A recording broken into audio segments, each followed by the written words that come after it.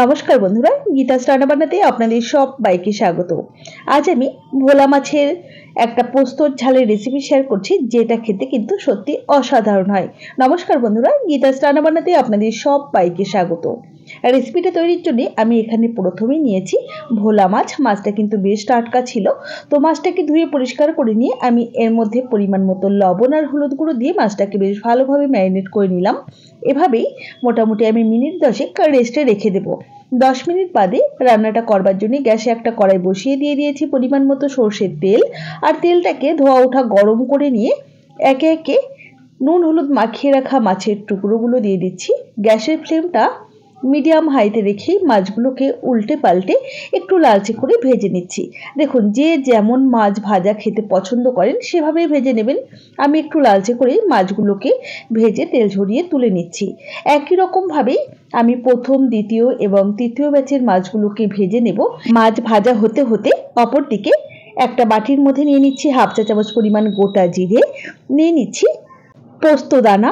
আমি ভর্তি করে 2 চা চামচ পরিমাণ পোস্ত দানা নিয়ে নিলাম। চাইলে পোস্তর পরিবর্তে আপনারা সর্ষে দানাও ব্যবহার করতে পারেন। আর সাথে নিয়ে নিচ্ছি স্বাদ মতো কাঁচা পাকা লঙ্কা। এটাকে আমি শিলে বেশ মিহি করে বেটে নেব। আপনারা চাইলে মিক্সিতেও বেটে নিতে পারেন। এদিকে মাছগুলো তো ভাজা হয়েই গেছে। এখন ওই তেলের মধ্যে ফোড়নে দিলাম অল্প একটু গোটা জিরে, চাইলে কালো জিরেও দিতে পারেন। ফোড়ন হয়ে গেলে আমি দিয়ে দিলাম দুটো মাঝারি সাইজের পেঁয়াজ কুচি। পেঁয়াজগুলোকে নাড়াচাড়া করে সুন্দর করে ভেজে নিতে হবে। তবে কিন্তু এখানে পেঁয়াজগুলোকে কালচে করা চলবে না, তাহলে রান্নার রংটাও না কালচে হয়ে যায়, দেখতে ভালো লাগে না। তো দেখুন, সুন্দর করে ভেজে নিয়েছি হালকা লালচে করে। এবারে দিয়ে দিলাম দুটো মাঝারি সাইজের টমেটো কুচি। টমেটোটা একটু বেশি দিলে কিন্তু খেতে বেশি ভালো লাগবে। আপনারা চাইলে আরও একটু বাড়িয়েও দিতে পারেন। টমেটো দিয়েও একটু নাড়াচাড়া করে নিলাম। এবারে আমি এর মধ্যে দিয়ে দেব আগে থেকে বেটে রাখা সেই গোটা জিরে, পোস্তদানা আর কাঁচা পাকা লঙ্কা, যেটা আমি শিলে বেটে রেখেছিলাম, সেটা দিয়ে দিলাম। সাথে দিয়ে দিলাম স্বাদ মতো লবণ, পরিমাণ মতো হলুদ গুঁড়ো। এখন মশলাটাকে বেশ ভালোভাবে কষিয়ে নেব। পোস্তর সাথে এরকম একটু জিরে মিশিয়ে রান্না করলে রান্নার স্বাদটা না দ্বিগুণ বেড়ে যায়। তো শুধু পোস্ত দিলে খুব বেশি কষাবার প্রয়োজন নেই, যেহেতু জিরা লঙ্কা এগুলো আছে, সেই জন্য কিন্তু আমি একটু সময় নিয়ে কষিয়ে নিচ্ছি। মোটামুটি ওই 4 থেকে 5 মিনিট সময় নিয়ে কষিয়ে নিয়েছি। দেখুন, বেশ সুন্দর কষিয়ে নেওয়া হয়ে গেছে। মশলাটা কিন্তু ড্রাই হয়ে গেছে।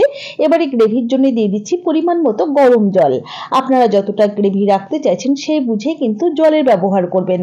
তো বেশ ভালোভাবে একটু নাড়াচাড়া করে নিলাম আর গ্যাসের ফ্লেমটা মিডিয়ামে রেখে গ্রেভিটাকে বেশ ভালোভাবে ফুটিয়ে নিলাম। এবারে ভেজে রাখা মাছের টুকরোগুলো একে একে দিয়ে দিচ্ছি। আপনি যদি আমার চ্যানেলের নতুন বন্ধু হয়ে থাকেন তাহলে অবশ্যই পাশে থাকা বেল আইকন সমেত আমার চ্যানেলটিকে সাবস্ক্রাইব করে নেওয়ার অনুরোধ রইল। তো একবার এভাবে ভোলা মাছের এই পোস্তর ঝালটা বানিয়ে খেয়ে দেখবেন, সত্যি বন্ধুরা স্বাদটা মুখে লেগে থাকবে। আর এখন যতটা গ্রেভি দেখতে লাগছে না, এটা কিন্তু রান্না শেষে অনেকটাই গ্রেভিটা কমে যাবে, একদমই কিন্তু মাখো মাখো হয়ে যাবে, যেটা দিয়ে ভাত মেখে খেতে বেশ ভালো লাগবে। তো হালকা হাতে একটু নাড়াচাড়া করে নিলাম। এবারে গ্যাসের ফ্লেমটা মিডিয়াম টু লোতে রেখে ঢাকা দিয়ে মোটামুটি মিনিট 5-6 রান্না করে নিয়েছি। এবারে ঢাকা ওপেন করে একটু নাড়াচাড়া করে নিচ্ছি হালকা হাতে। তৈরি হয়ে গেছে আমাদের দারুণ সুস্বাদু ভোলা মাছের পোস্তর ঝাল। রেসিপি কেমন লাগলো অবশ্যই জানাবেন। ভালো লাগলে লাইক ও শেয়ার করে পাশে থাকার অনুরোধ রইল। দেখুন, আমি পরিবেশন করেছি, দেখতে যতটা ভালো হয়েছে খেতে কিন্তু তার চেয়েও অনেক অনেক বেশি ভালো হয়েছিল। তাহলে আজ এই পর্যন্তই। সকলে ভালো থাকবেন, সুস্থ থাকবেন। হাজির হয়ে যাব নতুন কোনো রেসিপি নিয়ে। ধন্যবাদ।